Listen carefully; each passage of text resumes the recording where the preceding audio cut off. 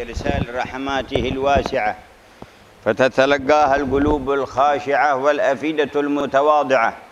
ولقد جعل الله تعالى لمظاهر الرحمة العامة أماكن كثيرة ومظاهر كثيرة ومجالات كثيرة في الأرض وفي السماء، ولكن نوع من رحمته الخاصة ما جعل له من مجال وما جعل له من مكان وما جعل له من استقرار وما جعل له من مهبط وما جعل له من موضع إلا عالم القلوب، إلا القلوب الصافية، إلا القلوب المتوجهة، إلا القلوب التي سبقت لها سوابق الخير.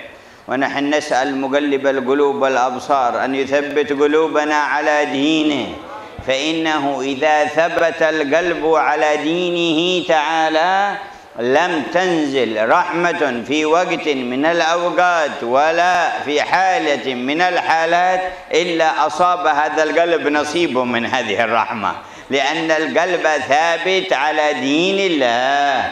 ودين الله عبودية تشهد ربوبية، عبودية تتأدب مع ألوهية. هذا الدين الذي بعث الله ارتضاه لعباده وبعث به أنبياء، وتوسعت لنا معانيه ببعثة خاتم الرسل سيدنا محمد صلى الله عليه وسلم وبارك عليه وعلى آله وصحبه. فنسأل الله يثبت قلوبنا على دينه، فإنها متقلبة متزعزعة متلونة متغيرة، ولكنه يأخذ بقلب من شاء إليه جل جلاله. فمهما طرأ عليه ما يوجب التفاته عن توجيه الوجه لله سبحانه وتعالى في أي معنى من المعاني لم يلتفت ولم يرضى، وأنكر ذلك وأحجم عن ذلك. هذا القلب المثبت يثبت الله الذين آمنوا بالقول الثابت في الحياة الدنيا وفي الآخرة. لعزة هذه الاستقامة قال قائلهم: لكل إلى شاو العلا حركات، ولكن عزيز في الرجال ثبات. ولكن عزيز في الرجال ثبات، شأن في الثبات دوام الوقوف على باب الحق والعكوف في ميدان فضله وكرمه. لذا سمعت سيدنا الحداد يقول: لم أزل بالباب واقف فارحمن ربي وقوفي وبواد الفضل عاكف. فأدم ربي عكوفي، ومن كان واقف بباب الله عاكف بوادي فضله ماذا ينقطع عنه من إمداد الله ومن فضل الله. ولذا قالوا عن بعض العارفين إنه منذ 40 سنة منذ 40 سنة ما ترك رحمة تنزل من السماء إلى الأرض إلا وله نصيب فيها، شارك فيها. لما؟ لدوام ثبات قلبه. الله يثبت قلوبنا وإياكم، إنه أكرم الأكرمين، إنه أرحم الراحمين. وهذا الثبات من شأنه أن تأتي النتيجة بفتح الباب، فمن دق باب كريم فتح، ومن لازم الوقوف بالأبواب واللياذة بالأعتاب جاءه الوهب من الوهاب سبحانه وتعالى. ولهذا كان يقول بعض سادتنا الصحابة رضي الله تعالى عنهم، سيدنا عمر أو سيدنا علي بن أبي طالب، يقول: ما أحمل هم الإجابة ولكني أحمل هم الدعاء. أحمل هم الدعاء، أحمل الهم كيف يصدر مني الدعاء على الصدق والإخلاص والوجه المرضي، بس هذا هو الذي يهتم به. أما الإجابة ما أحمل همها، فإنه هو المجيب سبحانه وتعالى لكل من دعا بصدق.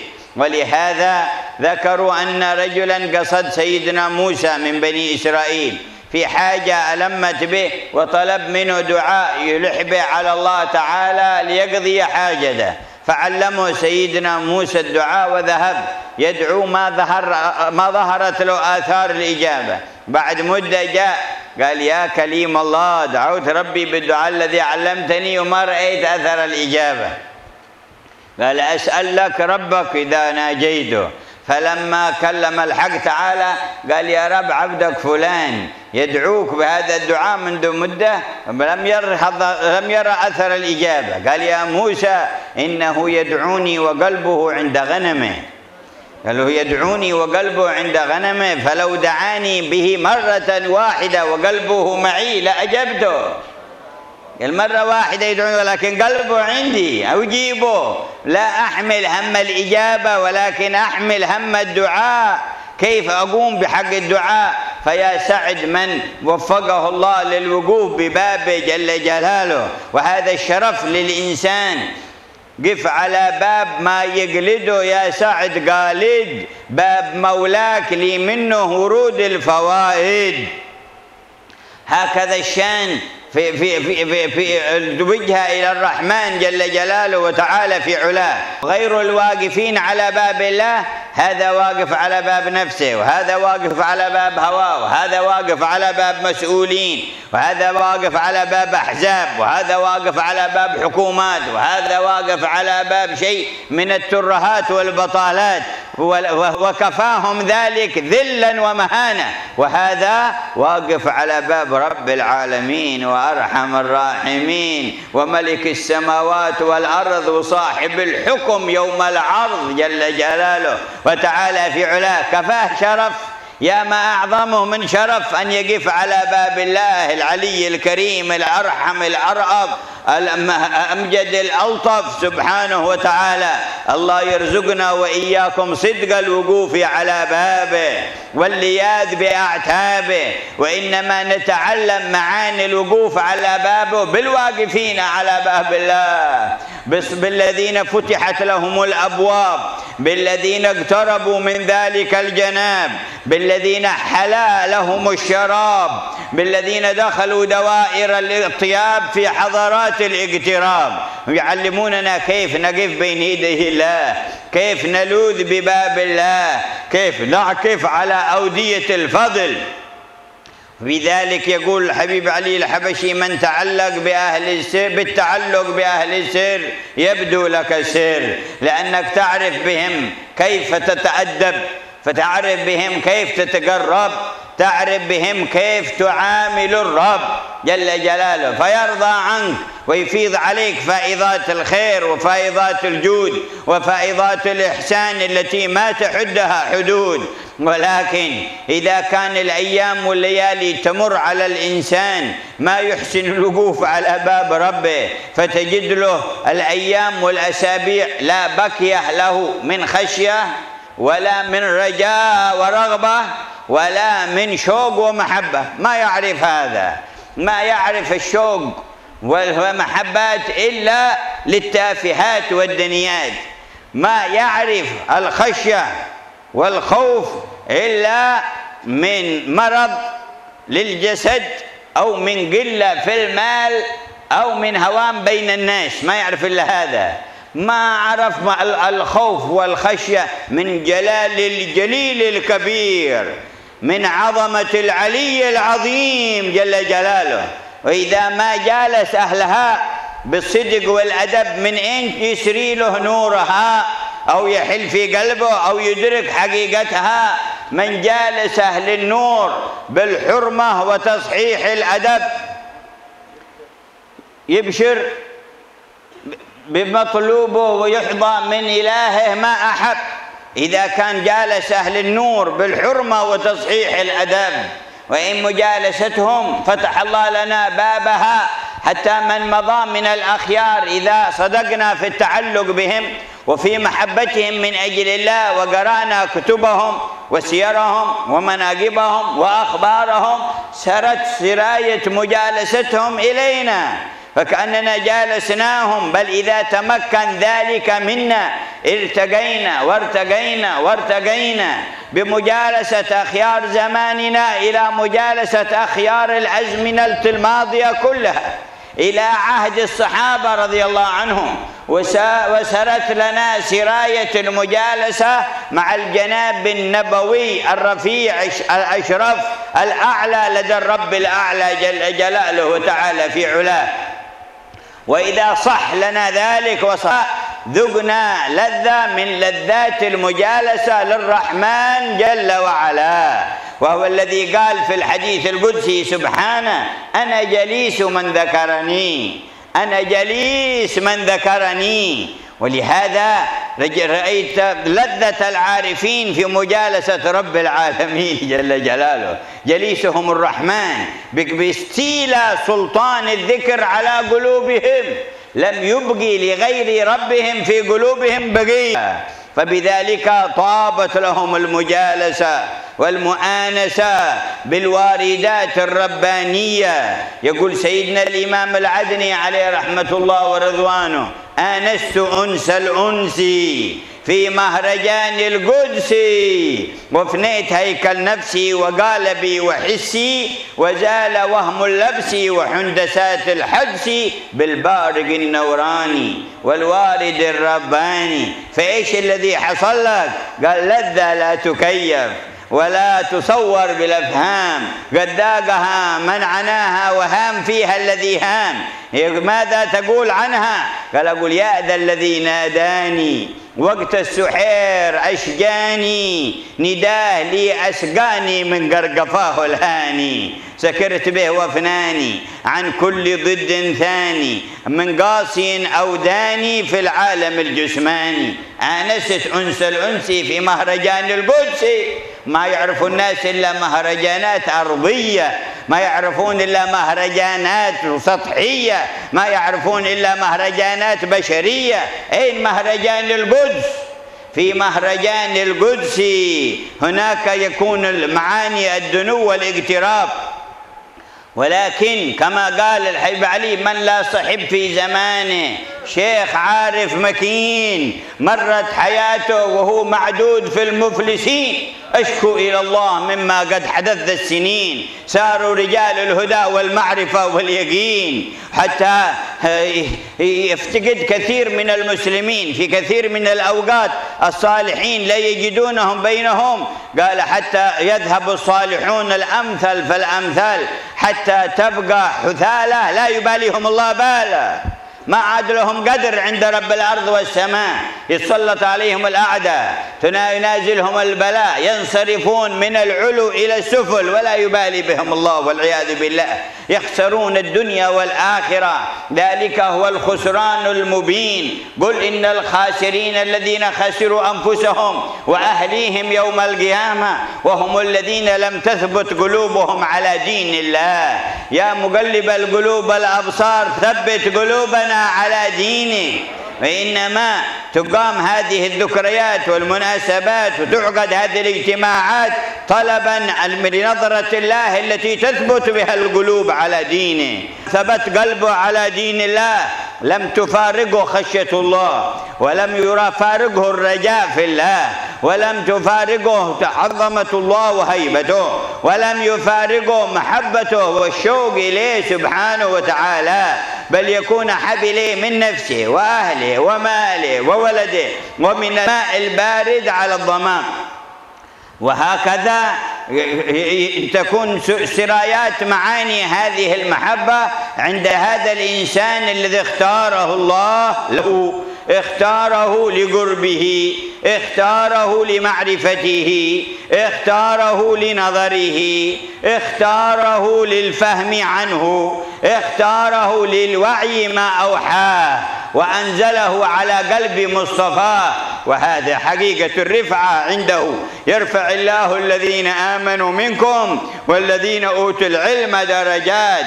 ولا علم أشرف من إدراك معاني الوحي المنزل على قلب النبي الأشرف صلى الله وسلم وبارك عليه وعلى آله. وإذا تحنن هذا القلب على أي أحد انصبت إليه معاني الوحي انصبابا وانسكبت فيه انسكابا. الله يحنن روحه علينا، الله يعطف قلبه علينا. ولما سأل بعضهم بعض العارفين يقول: متى يتم الاجتماع بالنبي يقظة للإنسان؟ قال له: متى تحننت عليه الروح المحمدية، متى تحننت عليه الروح المحمدية تنكشف الحجب وتنفتح الأبواب ويزول الساتر ويظهر النور الباهر. الله يحنن علينا روح نبينا، الله يعطف علينا قلب نبينا، وهو يتعطف على من اهتم من أمته بدعوته بشريعته بهمته بمهمته صلى الله عليه وعلى آله وصحبه وسلم، ببلاغه. من اهتم بسنته من أمته يلتفت إليه صلى الله عليه وسلم، يتحنن عليه صلى الله عليه وعلى آله وصحبه وسلم. ولذلك ذكروا عن بعض الذين أقامهم الله في مقام الخير والدعوة إلى الله أنه كان حريص على السنن. قال فلما حرص على السنن النبوية التفتت إليه دوائر الولاية كلها، وكل توجه إلى الله في شأنه وأمده بما عنده، لأنه كان حريص على السنن، لأن صاحب السنة رأس الكل وإمام الكل والمقدم على الكل. من اعتنى بسنته ففرض على جميع أهل دوائر الولاية أن يعتنوا به، فرض على جميع دوائر الولاية أن ينظروا إليه، لأن الشان شان الرئيس، شان الرئاسة اللي جعلها الله لمحمد صلى الله عليه وسلم وبارك عليه وعلى آله.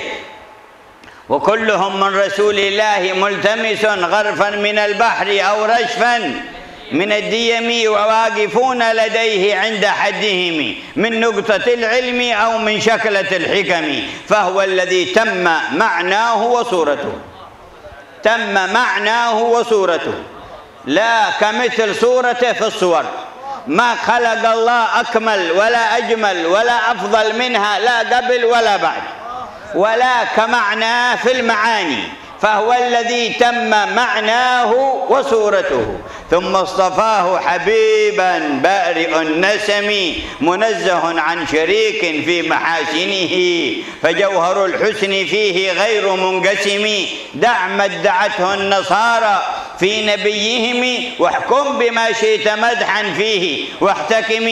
وانسب إلى ذاته ما شئت من شرف، وانسب إلى قدره ما شئت من عظم، فإن فضل رسول الله ليس له حد فيعرب عنه ناطق بفمي، ليس له حد فيعرب عنه ناطق بفمي. أيروم مخلوق ثناءك بعد أن أثنى على أخلاقك الخلاق؟ لكنهم يتسابقون لرضوان الرحمن، يتسابقون لنيل الإحسان من حضرة المنان، فيمدحون سيد الأكوان، وإلا ما يكونون وما يكون مدحهم من بعد ما جاء الكتاب به، فما مقدار مدح العالم الإنساني. الله يوفر حظنا من هذا النبي ويثبت به قلوبنا على اتباعه والاهتداء بهديه. لقد جعل الله محبته في اتباع هذا الحبيب المحبوب. قل إن كنتم تحبون الله فاتبعوني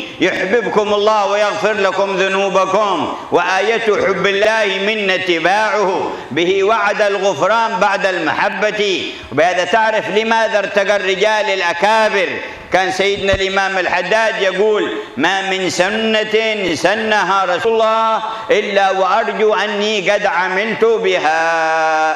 ما من سنة سنها رسول الله إلا وأرجو أني قد عملت بها. فلما كان ذلك استحق أن يقول لما ورد في آخر زياراته إلى شعب النبي هود: ما من فضيلة حازها أحد في الشعب إلا وهي عندي. كيف ما بتكون عندك والسنة عندك والاتباع عندك والمحبة عندك والسابقة عندك والفضل عليك منهل من حضرة الله تبارك وتعالى.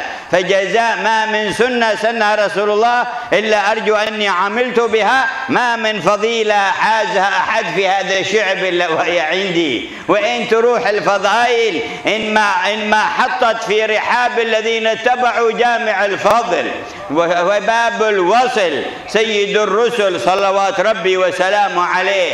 الله يشرفنا وإياكم برؤياه ونسعد بمشاهدة محياه في الدنيا قبل الآخرة وعند الموت يا ربنا، وفي البرازخ يا ربنا، ويوم الحشر يا ربنا.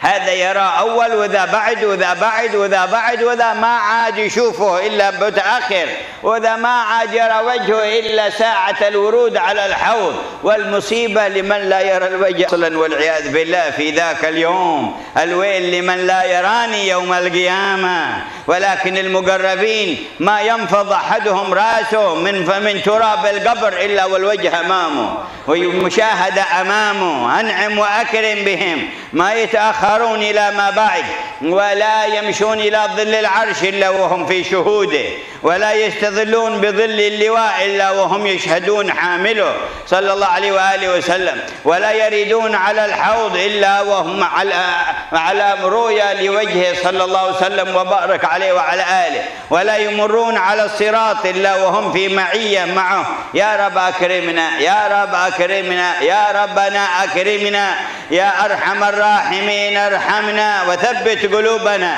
على محبتك ومحبته. انتبهوا لأيامكم ولياليكم، انتبهوا لأعماركم، انتبهوا للعام الذي أقبل عليكم، صلح صلواتك فيه، لا تكون مثل الصلوات الماضية. احضر، اخشع، اصدق مع الله، اسمع الكلام يفتح لك الباب. اغنم العمر القصير، تريد ركب الأكارم، تريد ركب المقربين هناك، اسمع الكلام، اخضع، اخشع، اصدق مع الله تبارك وتعالى، لا تغتر، لا تقنع بما أنت فيه، اخضع واخشع لله وانكسر من أجله وأقبل، يؤتيك منه أجرا عظيما، يؤتيك من لدنه أجرا عظيما جل جلاله. قال سبحانه وتعالى: إن الله لا يظلم مثقال ذرة وإن تك حسنة يضاعفها.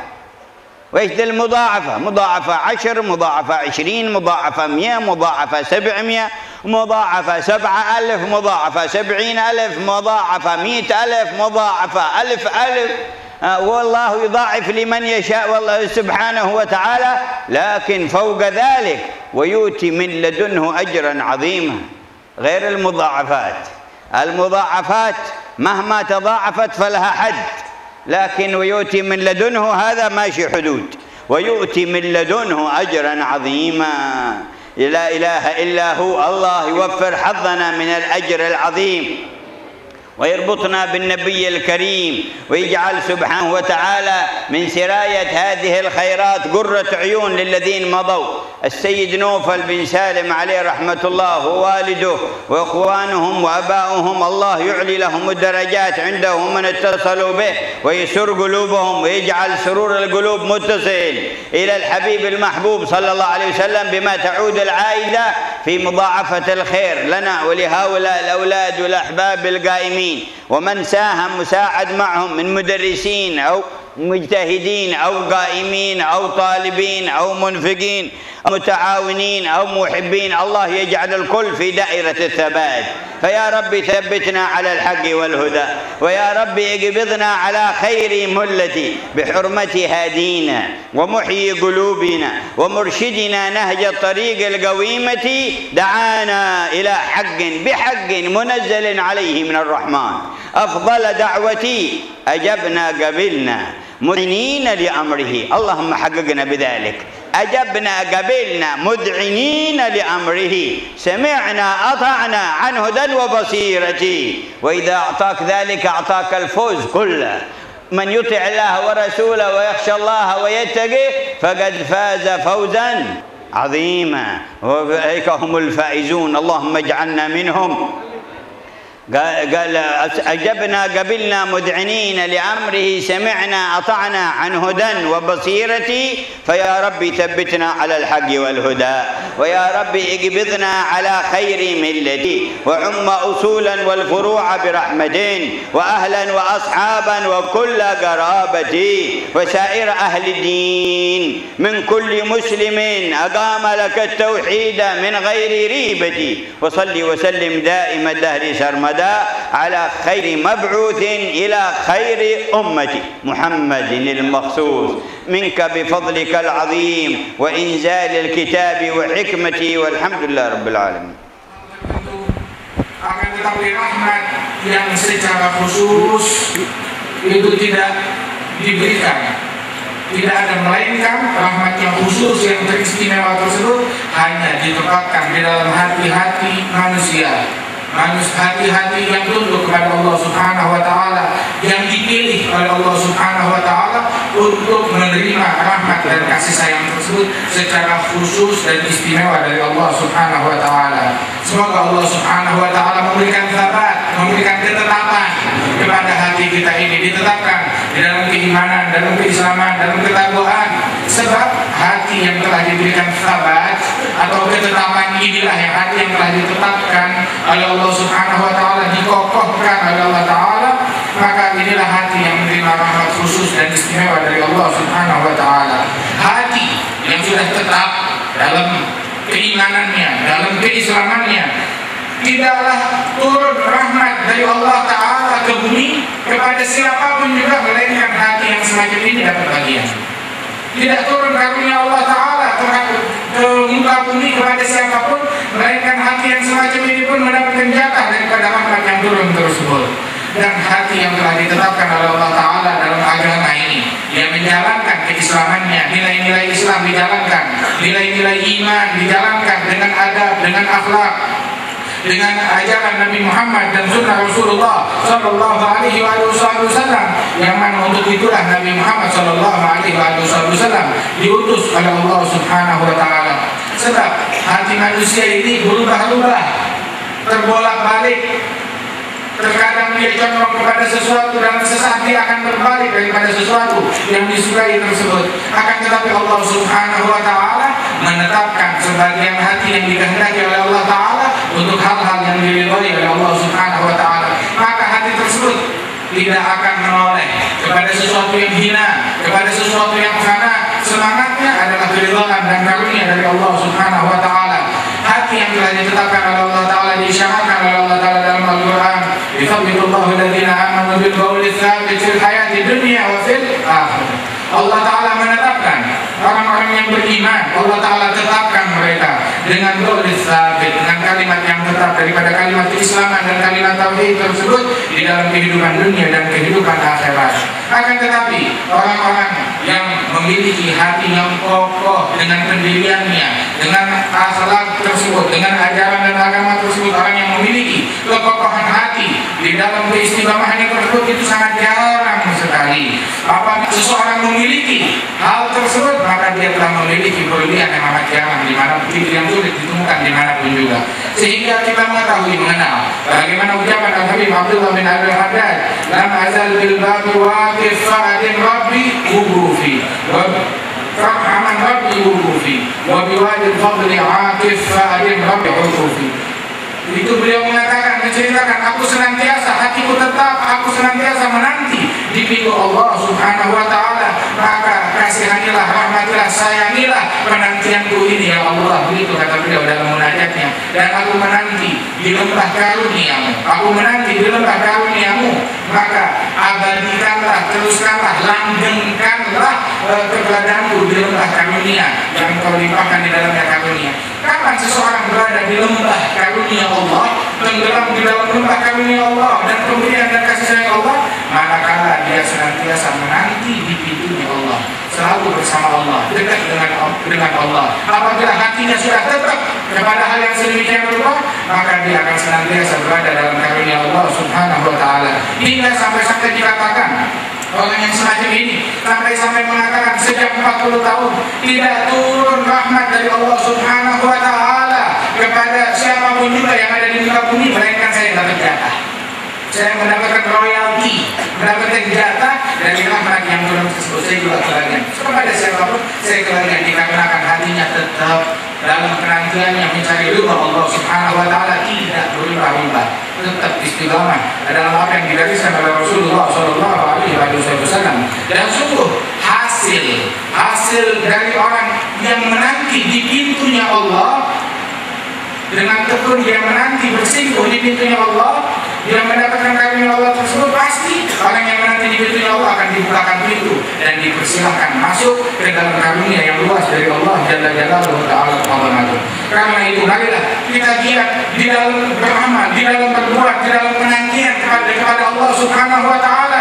Jangan semangat kita bagaimana Allah Ta'ala akan menerima kita dan lain sebagainya, akan tetapi semangat kita adalah tugas kita jalankan, yakni tugas kita kepada Allah Subhanahu Wa Ta'ala. Sayyidina Ali bin Abi Thalib beliau mengatakan bahwasanya saya ini yang menjadi beban saya bukan yang saya pikirkan, bukan Allah Ta'ala mau menjawab atau tidak daripada doa saya, bukan itu yang saya pikirkan, tetapi yang saya pikirkan bagaimana saya berdoa kepada Allah Ta'ala, doa saya kepada Allah sudah benar atau belum. Adapun Allah menjawab, sudah pasti Allah Ta'ala menjawab. Apa sudah betul, kalau doanya sudah benar, hatinya sudah hadir, sudah lurus betul penantiannya, tidak salah pintu, salah nunggu di pintu yang lain.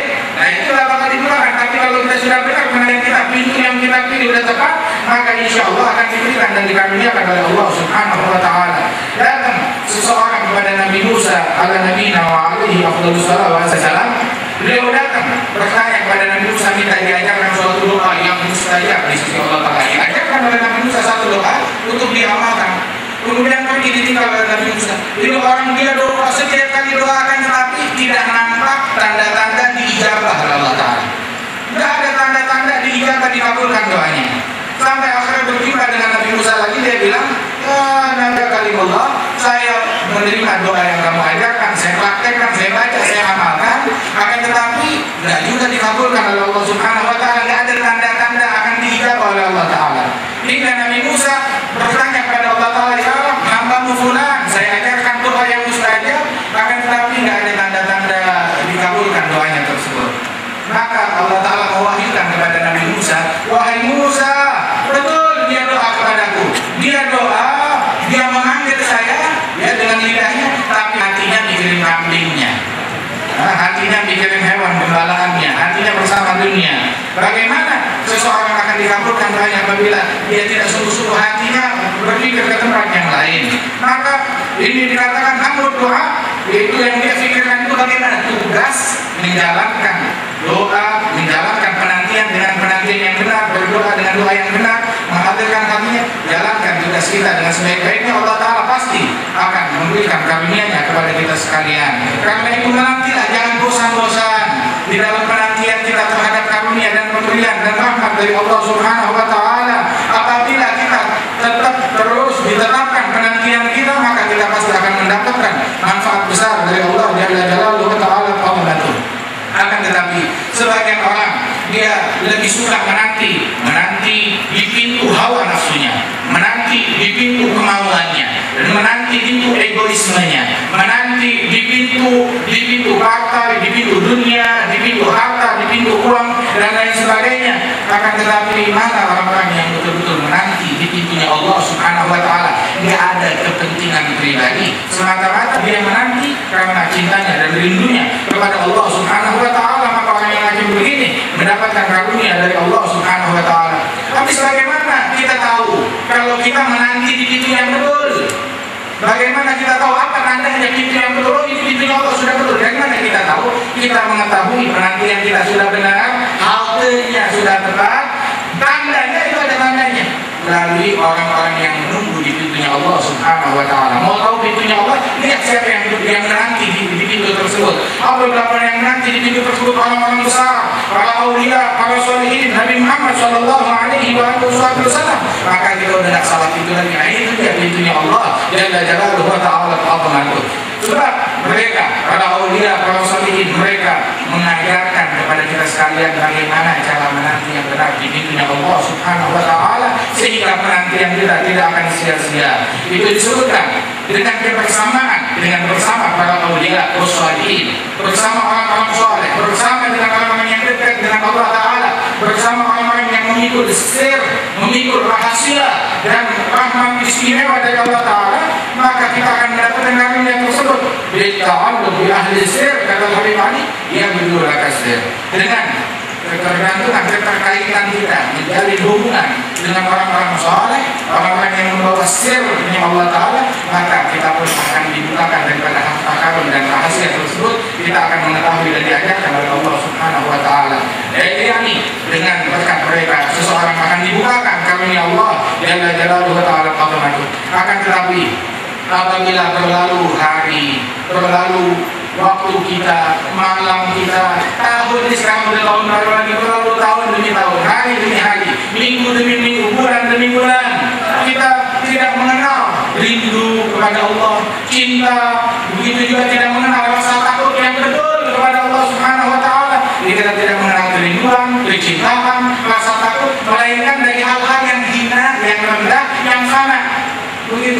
Mana kerinduan kepada Allah? Mana kecintaan kepada Allah? Mana kasmaran kepada Allah dan kepada Rasul Sallallahu Alaihi Wasallam? Mana takut kita kepada Allah Jalla Jalaluhu Ta'ala? Sebagian orang dia hanya mengenal kerinduan kepada hal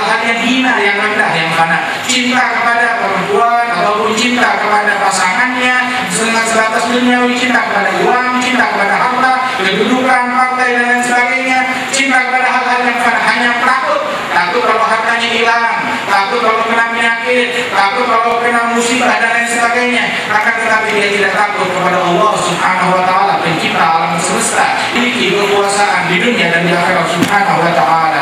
Karena itu kita sekarang apabila kita ingin meraih karunia yang besar dari Allah Subhanahu wa taala, ayo kita mendekat kepada orang-orang yang dekat dengan Allah taala, hadir bersama mereka di majelis mereka. Majelis mereka adalah majelis penantian di pintunya Allah Subhanahu wa taala, di mana hidangan Allah taala setiap saat berlimpah atas mereka sekalian. Akan tetapi kalau kita hadir di majelis mereka, majelis ahli nur, majelis manusia-manusia yang membawa cahaya dan rahasia dari Allah taala, itu kita harus menjaga kehormatan majelis tersebut. Jangan asal-asalan, ada kehormatannya, ada haknya. Kita perbagus, kita punya niat, perbagus, kita punya adab, kita punya akhlak di dalam majelis tersebut, agar betul kita mendapatkan manfaat, bukan mendapatkan kewalan. Karena itu, kalau betul apa yang kita lakukan, kehormatannya kita jaga, adab kita sudah benar, maka akan mengalir rahasia dan karunia Allah taala yang kita dapatkan dari majelis mereka itu akan sampai kepada kita. Jangankan yang demikian itu, kalau sekarang kita membaca daripada wali-wali yang terdahulu, ulama-ulama besar yang terdahulu, kita baca kitab mereka, orang yang meninggal ratusan tahun, kitabnya kita baca dengan kesungguhan, dengan benar, maka itu akan mengalir rahasia yang mereka dapatkan, itu mengalir kepada kita juga. Karena yang mereka dapat kita kebagian juga. Itu nyambung listriknya apabila kita baca itu semua dengan sebenar-benarnya. Begitu juga orang yang dekat dengan Nabi Muhammad SAW akan mengalir juga rahasia dan karunia dari melalui Rasulullah SAW. Begitu juga orang yang betul, yang duduk dengan Allah Subhanahu wa taala dalam zikir, dalam Al-Qur'an, mengkaji kalam Allah Subhanahu wa taala. Sehingga disebutkan di dalam hadis qudsi bahwasanya ana jalisu man dzakarani. Aku adalah teman duduk, menjadi teman duduk yang menemani orang yang berzikir kepadaku, yang hatinya duduk zikir kepadaku, aku bersama mereka. Apabila kerajaan zikir telah menguasai hatinya, dia tenggelam dalam kenikmatan zikir bersama Allah Subhanahu wa taala, merasakan kelezatan karunia yang amat besar dari Allah Subhanahu wa taala, kelezatan yang tidak dibayangkan. Siapa yang merasakan kelezatan tersebut? Itu orang yang berjuang dengan jadi payahnya untuk menentang hawa nafsunya, menghadirkan hatinya, berusaha menikmati zikir tersebut, memahami maknanya, hingga dia mendapatkan karunia yang amat besar dari Allah Subhanahu wa taala. Rasanya apabila orang sudah mencapai kenikmatan tersebut, seolah-olah dia berada dalam pesta, dalam festival karunia yang amat besar dari Allah Subhanahu wa taala. Sebagian orang yang dia kenal itu adalah pesta-pesta yang tidak benar, festival yang disesatkan, yang penuh dengan kesesatan dan kegelapan dan kemaksiatan. Akan tetapi dia tidak mengenal karunia Allah Subhanahu wa taala yang melimpah demikian besar hingga bagaikan pesta, istilahnya seperti itu. Karena itu, ini semuanya didapat oleh seseorang kalau dia rela untuk duduk mencari guru yang bisa membimbing dia, guru yang betul, yang bisa membimbing dia bagaimana caranya menanti di pintunya Allah Ta'ala dengan benar, hingga dia masuk ke dalam pintu tersebut, masuk ke lembah karunia dari Allah Subhanahu wa Ta'ala. Lahir tadi mengatakan, man la sahib fi zamani Syekh Arif Hakim marat hayatuh fahu ma'dud fil muflisin. Barang siapa yang tidak berkawan di zamannya, dalam hidupnya dia tidak berkawan, dia tidak duduk, dia tidak mendampingi seorang syekh, seorang guru yang mengenal Allah Subhanahu wa taala, memiliki kedudukan kuat, kedudukan tinggi di sisi Allah taala.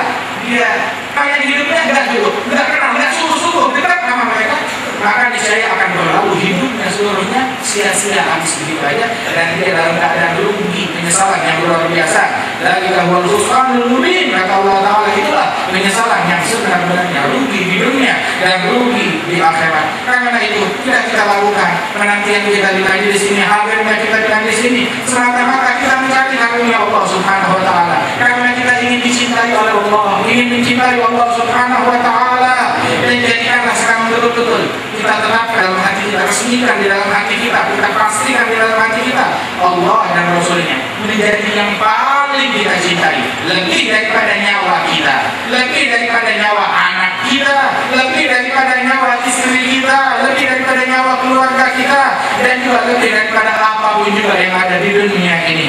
Beginilah keadaan orang yang hatinya sudah ditetapkan oleh Allah Ta'ala, baginya Allah Ta'ala yang paling agung di hatinya, yang paling dia cintai, semuanya dia lakukan karena Allah Subhanahu Wa Ta'ala. Siapa ini? Tidak sembarang orang yang dipilih oleh Allah untuk mencintai dan dicintai oleh Allah Ta'ala, untuk mendekat kepada Allah Subhanahu Wa Ta'ala, didekatkan kepada Allah Jalla Ta'ala. Allah Ta'ala mengangkat derajat mereka lebih di antara derajat kaum mukminin lainnya. Dan ini semuanya apabila dia sudah dekat tersebut, itu semuanya kalau dia dekat dengan orang-orang para ulama salihin dan dekat dengan Nabi Muhammad Sallallahu Alaihi Wasallam. Ada satu orang bertanya kepada gurunya, kapan saya bisa berjumpa dengan Rasulullah Sallallahu Alaihi Wasallam, melihat Nabi Muhammad dalam keadaan terjaga? Kapan saya bisa mengumpul dengan Nabi Muhammad di dunia ini dalam keadaan terjaga? Ini suatu Allah yang amat tinggi. Kapan saya bisa mimpi melihat Nabi Muhammad? Maka dijawab, apabila Rasulullah telah merindukan engkau, menoleh kepadamu, mencari kau, maka saat itu engkau berjumpa dengan Nabi Muhammad, engkau akan melihat Rasulullah Sallallahu Alaihi Wasallam. Tapi bagaimana kapan rohnya Nabi akan merindukan kita, akan mencari kita, akan menanyakan kita? Yaitu apabila kita perhatian dengan Nabi, Nabi akan perhatian kepada kita. Kita perhatian dengan syariat Nabi, dengan agamanya, dengan ajarannya, dengan sunnahnya, dengan adabnya, maka Nabi pun juga akan perhatian kepada kita, akan cari kepada kita, akan melihat kepada kita sekalian. Kalau kita perhatian terhadap Rasulullah Sallallahu Alaihi Wasallam, orang yang perhatian terhadap sunnah Nabi Muhammad Sallallahu Alaihi Wasallam, yaitu adalah pemimpin di setiap zaman. Dia bagaikan kepala, bagaikan pemimpin di dalam suatu masyarakat. Siapa kepalanya? Yaitu orang yang menjalankan sunnah Rasulullah Sallallahu Alaihi Wasallam. Apabila seseorang menjalankan sunnahnya Nabi dengan sebenar-benarnya, maka semua dijadikan oleh Allah Ta'ala tunduk kepada dia. Semua yang dia miliki dijadikan penuh berkah dari Allah Subhanahu Wa Ta'ala. Kenapa? Sebab dengan Rasulullah, ya, apabila dia jalankan sunnahnya, dia berarti dekat dengan Rasulullah. Dengan Rasulullah, maka dia telah meraih segala-galanya di dunia dan di akhirat. Sebab semua kulluh min Rasulillah mutamisun, semua itu mendapat daripada Rasul Sallallahu Alaihi Wasallam, dapat berkahnya para nabi-nabi. Itu semuanya kebahagiaan daripada berkahnya Rasulullah Sallallahu Alaihi Wasallam. Setetes dari lautan Nabi Muhammad atau ngambil sedayung dari lautan Nabi Muhammad Sallallahu Alaihi Wasallam. Kalau kita bersama dengan Nabi Muhammad, kapanpun dikatakan daripada cipratan yang ada di dalam hati dan sanubari Rasulullah Sallallahu Alaihi Wasallam. Sebab beliau adalah manusia yang mana zahir dan batinnya, fisik dan hatinya demikian sempurna. Fisiknya Rasulullah sempurna, akan tetapi juga jiwanya, sanubarinya, hatinya demikian sempurna Sallallahu Alaihi Wasallam. Kemudian dipilih oleh Allah Subhanahu Wa Ta'ala sebagai makhluk yang paling dicintai, yang paling dikasihi oleh Allah Subhanahu Wa Ta'ala. Dan karunia Allah yang dilimpahkan untuk Rasulullah ini tidak ada batasnya. Tidak ada batasnya. Apa yang Nabi Muhammad dapatkan dari karunia Allah Ta'ala itu diberikan oleh Allah Ta'ala, tidak ada batasnya. Demikian tinggi kemuliaan Rasul, demikian tinggi derajat Rasulullah Sallallahu Alaihi Wasallam. Kalau kita mau memuji Nabi Muhammad sampai habis lidah kita, tidak akan habis daripada keutamaan Rasulullah Sallallahu Alaihi Wasallam. Dibanding mengajar kita bihi fama min darumati ala bil insani kali. Setelah Al-Quran datang kepada kita membawakan pujian dari Allah untuk Nabi Muhammad Sallallahu Alaihi Wasallam, lantas apa arti pujian dari kita, dari manusia yang penuh kekurangan ini dan yang penuh kekurangan ini? Allah Subhanahu Wa Ta'ala menjadikan kecintaan Allah terdapat di dalam peneladanan kita terhadap Nabi Muhammad Sallallahu Alaihi Wasallam.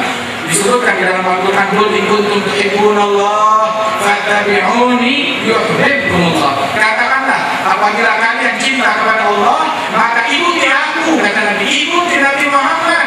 Niscaya Allah Subhanahu Wa Ta'ala akan membalas cinta kalian. Syekh Abdullah Haddad menyatakan, wa ayatu hubbillahi min tibauhu, tanda kecintaan Allah terhadap, tanda kecintaan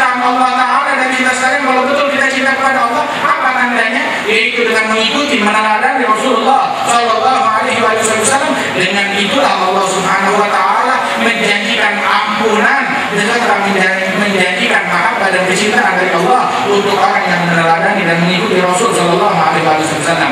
Al-Habib Abdullah bin Abdul Haddad beliau mengatakan tidak ada satu sunnah pun yang disunahkan oleh Rasulullah melainkan aku merasa kalau aku sudah mengamalkan setiap sunnah yang diajarkan oleh Rasulullah Shallallahu Alaihi Wasallam. Sehingga apa berkat daripada peneladanan sempurna Al-Habib Abdullah Haddad terhadap Rasulullah ini? Apa hasilnya? Apa buah yang beliau dapat? Itu saat beliau pergi berziarah ke makam Nabiullah Hud bersama para wali-wali, para ulama besar yang masih hidup di zamannya itu beliau berbicara sampai mengatakan sesungguhnya tidak ada satu karunia pun yang diberikan Allah Ta'ala kepada salah seorang hamba yang di sini maupun di luar, melainkan semua yang dia punya, apa yang dia punya itu semuanya ada sama saya. Semua karunia kebaikan yang dia punya itu semuanya ada kepada saya. Kenapa? Ini berkat peneladanannya terhadap Rasulullah Shallallahu Alaihi Wasallam. Karena itu teladani beliau, rindukan beliau, cintai beliau, ikuti beliau dengan sebenarnya. Semoga Allah Subhanahu Wa Taala memperlihatkan kepada kita sekalian wajah baginda Nabi Muhammad Shallallahu Alaihi Wasallam. Dalam di akhirat nanti itu orang yang beruntung yang melihat wajah Nabi Muhammad. Yang tidak melihat wajah Nabi Muhammad berarti dia jauh dari surga, berarti dia jauh dari karunia Allah, berarti dia dekat dengan api neraka. Tetapi kalau dia melihat wajah Nabi Muhammad, maka berarti dijamin dia pasti masuk ke dalam surga Allah Ta'ala. Dijamin ini orang pasti beruntung. Setiap orang yang masuk surga itu melihat wajah Nabi Muhammad Shallallahu Alaihi Wasallam. Kalau nggak melihat wajah Nabi, berarti dia ada di dalam surga Allah Ta'ala. Akan tetapi ada sebagian orang yang melihat wajah Nabi Muhammad, ada yang melihatnya setelah mencari yang berhari-hari baru melihat, ada yang mencari berminggu-minggu baru melihat, mencari berbulan-bulan baru dia melihat wajah Nabi Muhammad Shallallahu Alaihi Wasallam. Kalau mau masuk surga dia pasti melihat wajah Nabi Muhammad. Kalau nggak melihat sama sekali dia tidak akan masuk dalam surga Allah Subhanahu Wa Taala. Ada lagi sebagian orang begitu dia diperintahkan bangkit dari kuburnya, itu matanya masih berdebu, bangkit dari kuburannya, pertama wajah yang dia lihat wajah Nabi Muhammad Shallallahu Alaihi Wasallam. Di pada mahsyar dia melihat wajah Nabi Muhammad, di bawah bendera Nabi Muhammad dia dekat dengan wajahnya Nabi Muhammad. Kelak di telaga Rasulullah dia dekat melihat wajah Rasulullah Shallallahu Alaihi Wasallam. Ketika melewati jembatan yang membentang di atas neraka jahanam itu, dia melihat wajah Nabi Muhammad Shallallahu Alaihi Wasallam. Akhirnya dia hidup dekat berjalan bersama Rasul Shallallahu Alaihi Wasallam. Lantas bagaimana agar kita mendapatkan itu semua? Perhatikan waktu yang kita lalui, hari yang kita lalui, tahun yang kita lalui. Ini belum tentu tahun depan kita masih hidup. Waktu berlalu, umur kita akan berlalu. Gunakan waktu kita, hari-hari kita, malam-malam yang kita lalui, perbaiki, tingkatkan kebaikan kita, tingkatkan amalan kita, tingkatkan semangat kita. Ini kita melaksanakan sholat, hendaknya kita lebih khusyuk. Sholat kita yang sekarang ini lebih khusyuk daripada yang tahun lalu, harus lebih khusyuk, lebih undur di dalam sholat kita, lebih tunduk kepada Allah Ta'ala, lebih bakti kepada Allah Subhanahu Wa Ta'ala. Jangan kita merasa diri kita hebat, jangan kita merasa diri kita sudah bagus, jangan kita merasa diri kita sudah cukup, jangan puas dengan apa yang kita miliki sekarang daripada amal-amal ibadah dan hal-hal akhirat, akan tetapi tetap mencari karunia dari Allah Ta'ala, tetap mencari tambahan pahala dari Allah Ta'ala agar kita menjadi pribadi yang lebih baik dan lebih baik lagi. Itu Allah Subhanahu Wa Ta'ala menjanjikan karunia yang amat besar, karunia yang dari Allah Subhanahu Wa Ta'ala. Itu orang apabila dia melakukan amalan, itu minimal amalannya digandakan 10 kali lipat.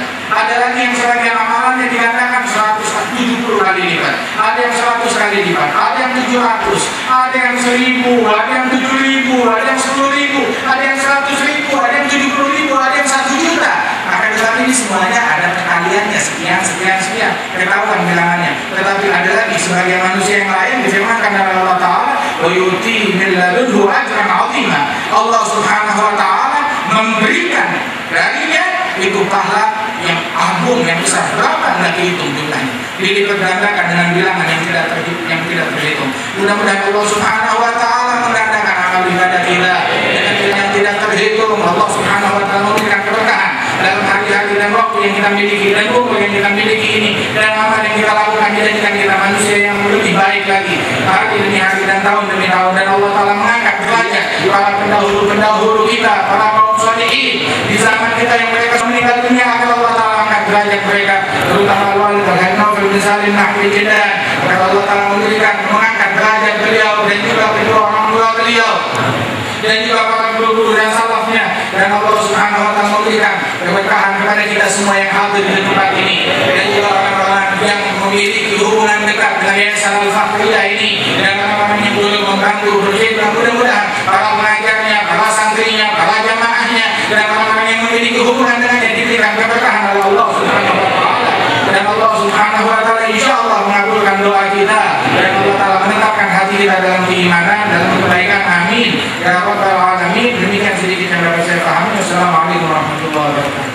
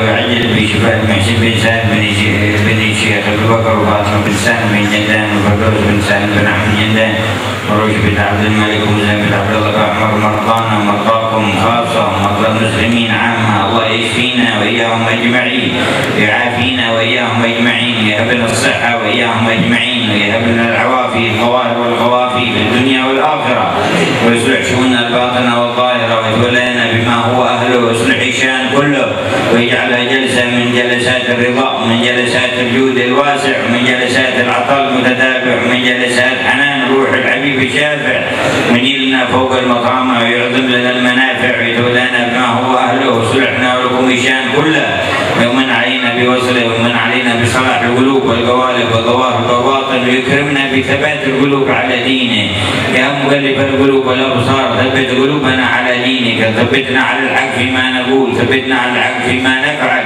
ثبتنا على الحق فيما نعتقد وزدنا من فضلك ما أنت أهله وأصلحنا والأمة الشان كله بما أصلحت بيشون الصالحين يا مجيب الدعاء يا من لا يجيب الرجاء الرحمة الواسعة لجميع والدينا ومشايخنا والحق علينا ومن قد تقدم في هذا المكان ومن قد حضر معنا فيه الله يوليهم من عطاء جاء بجوده وعطائه وكريمه ياتيه ما به تقرر العيون وما به يرتبون وما به في مراتب الذنوب من حضرة الله تبارك وتعالى يعتلون وما به في الحبيب المصطفى يجتمعون وأن الله يجعلنا ممن إلى وجهه ينظرون وبه ينظرون في كل الشؤون في الظهور والبطون لتفريق كروب المسلمين دفع البلاء عنا وعنهم ويجعل العام مبارك علينا وعلى لا إله إلا الله ويحول الأحوال إلى أحسنها ويختم لنا بالحسنى وراض عنا بلطف وعافية وعلى من واسلفنا وقطب الزمان ومن هو صالحون وما يمين صالحون وما حاط بعلم الله من صالح النيات لنا وللأمة. الفاتحة. الحمد لله رب العالمين.